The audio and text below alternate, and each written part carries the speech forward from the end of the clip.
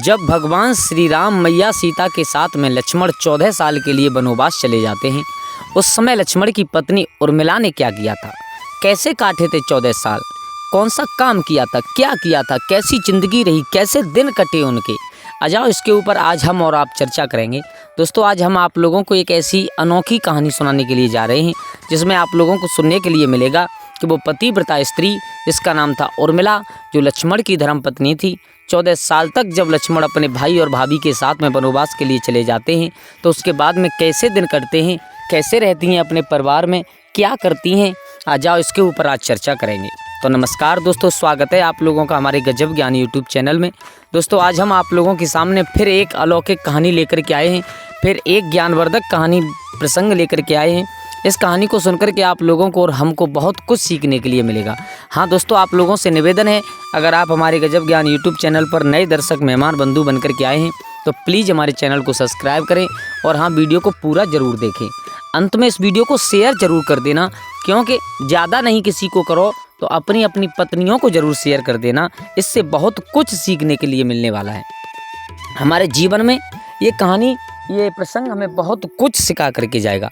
तो आ जाओ, आप लोगों का कीमती समय ज़्यादा बर्बाद ना करते हुए गौर करते हैं इस प्रसंग की तरफ कि दोस्तों, जब भगवान श्री राम को 14 वर्ष का वनवास हो गया था, जब मैया कैकेयी ने महाराज दशरथ से ये वचन मांग लिया था कि तापस भेष विशेष उदासी 14 वर्ष राम वनवासी। गोस्वामी तुलसीदास जी रामचरितमानस में लिखते हैं कि जब कैकेयी ने ये वचन मांग लिया था कि 14 वर्ष के लिए भगवान श्री राम को वनवास दे दिया जाए, तो मेरे भैया जब भगवान श्री राम को मालूम पड़ा, तो जब जाने के लिए तैयार हुए माँ सीता को मालूम पड़ा, तो माँ सीता ने बहुत हट की, स्वामी मैं भी आपके साथ चलूँगी, मैं यहाँ पर आपके सिवा कैसे रहूँगी।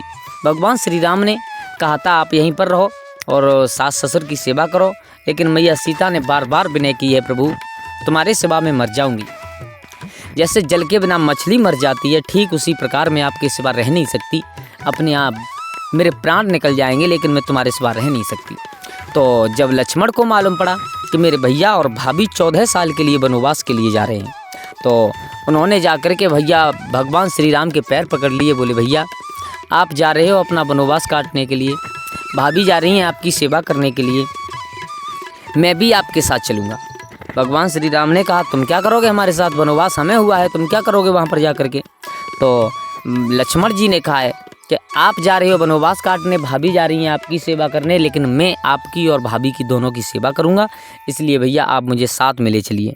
भगवान श्री राम ने 1000 मना किया, लेकिन जब लक्ष्मण जी नहीं माने तो भगवान श्री राम ने एक बात कही, लक्ष्मण एक काम करो, सबसे पहले आप माँ से आज्ञा लेकर के आओ, सबसे पहले अपनी माँ से आज्ञा लेकर के आओ और अपनी पत्नी के पास में जाओ, अपनी पत्नी से जाकर के इस बात को कहो।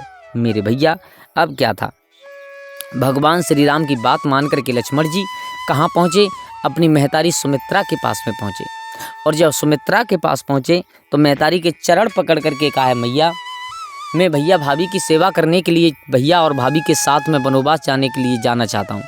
तो माँ ने कहा बेटा आज मुझे मालूम पड़ा है कि मैं एक पुत्र की माँ बनी हूँ, क्योंकि माँ उसे कहते हैं जो अपने बच्चों में संस्कार डाल सके।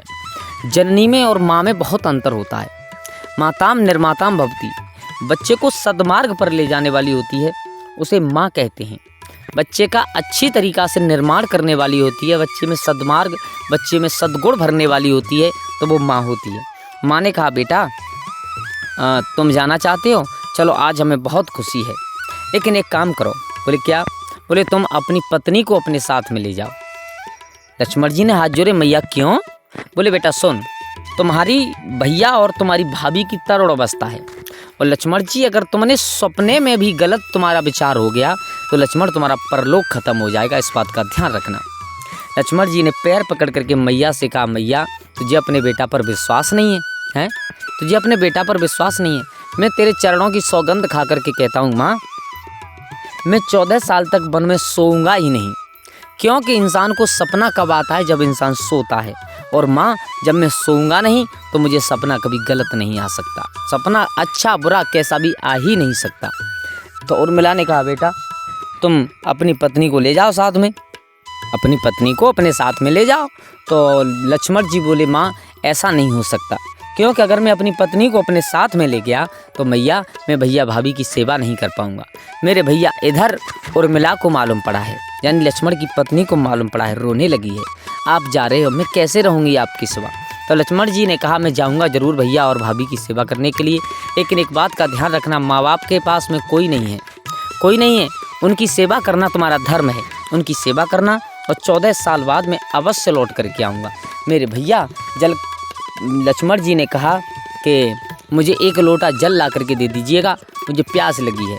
मेरे भैया उर्मिला अंदर जल लेने के लिए गई, लक्ष्मण की पत्नी, और तब तक क्या हुआ कि भगवान श्री राम ने आवाज़ लगा दी, लक्ष्मण क्या कर रहे हो, चलना है तो जल्दी चलो, टाइम बहुत हो रहा है। मेरे भैया लक्ष्मण ने भैया की इतनी बात सुनी, उर्मिला जल लेने के लिए गई, लेकिन जल लेकर के लौट नहीं पाई। तब तक भगवान श्री राम, लक्ष्मण, माँ सीता तीनों वनवास के लिए निकल गए। उर्मिला जब लौट करके आई, देखा घर से बाहर नहीं जा सकती है, क्योंकि उनके पति ने कहा है कि सास ससुर की सेवा करना। अब जल का लोटा लेकर के खड़ी हो गई। उधर तो तीनों भगवान राम, लक्ष्मण और सीता तीनों वनवास के लिए चले गए। अब आ जाओ मेन पॉइंट पर ध्यान देते हैं।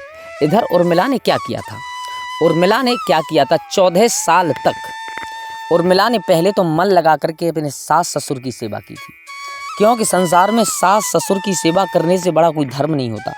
माताओं, ये बात हकीकत है।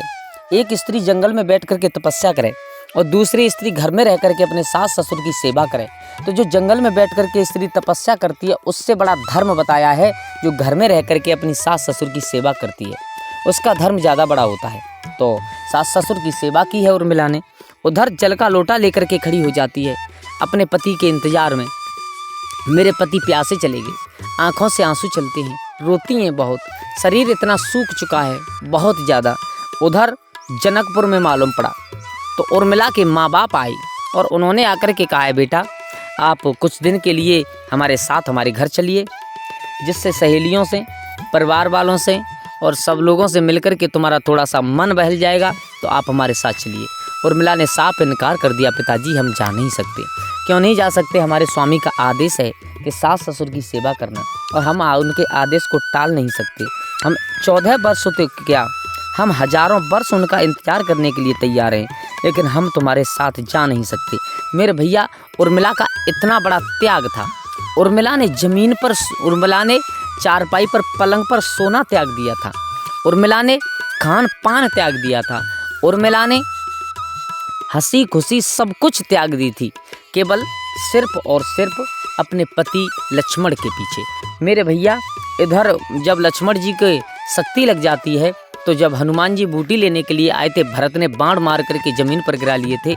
उस समय अयोध्या में ये खबर फैल गई थी कि राम और रावण में युद्ध चल रहा है, तो लक्ष्मण जी मूर्छित हो गए, लक्ष्मण जी मारे नहीं जाएं। तो उर्मिला हंसी आई थी उर्मिला को। उर्मिला ने हंस कर के कहा था, मेरे पति को मारने वाला संसार में कोई नहीं है, ध्यान रखना मेरे भैया। तो उर्मिला का ऐसा जीवन काल था, ऐसे रहा करती थी उर्मिला, ये था उर्मिला का जीवन।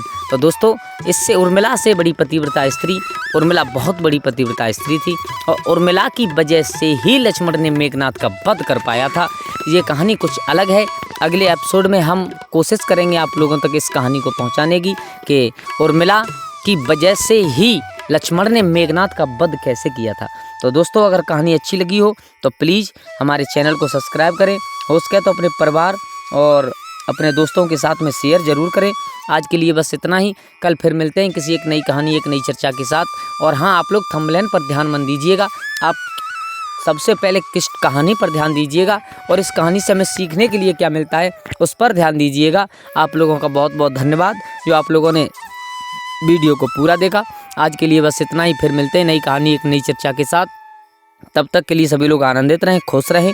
जय श्री राधे, जय श्री राम।